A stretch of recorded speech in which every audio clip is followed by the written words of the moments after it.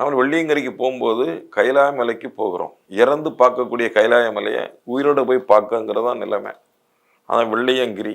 வெள்ளையம்னா விபூதி, கிரின்னா மலை. விபூதி மலைன்னு அதுக்கு பேர். அங்கே சித்தர்கள் இருக்காங்க, ஞானிகள் இருக்காங்க, தவசிகள் இருக்காங்க. அது ஒரு அருளான தவச்சேத்திரம். அங்கே யார் எப்படி போகணுங்கிற ரூல் இருக்குல்லடாமா, அதை எவனும் ஃபாலோ பண்ண மாட்டேக்கானே. ராத்திரி பூரா 12 பாட்டில் குடிக்காம மதுவை மறுநாள் காலம் திருநாந்த பூஜிட்டு சிவாயன்னு போனால் பார்த்துக்கிட்டு இருப்பாரா கடவுள்? அவருக்குன்னு ஒரு ப்ரொசீஜர் இருக்கலாம்மா, அவருக்கும் ஒரு சட்டம் இருக்கலாம். சரிதானா? அந்த மாதிரி நிறைய நம்ம ஆட்கள் நிறைய தவறு பண்ணுறாங்க.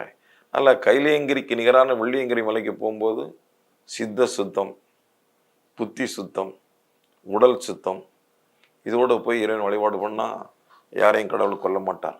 எந்த கடவுளும் யாரையுமே கொல்ல மாட்டாங்க, காப்பாற்றுறதுக்கு தான் கடவுள். அங்கே போனவனை அறியாமல் சில காட்சிகளை கண்டாலோ சில நிகழ்வு ஏற்பட்டாலோ தன்னை மீறி பயந்து இறந்து போயிருப்பாங்கன்னு தான் என்னுடைய கணக்கு.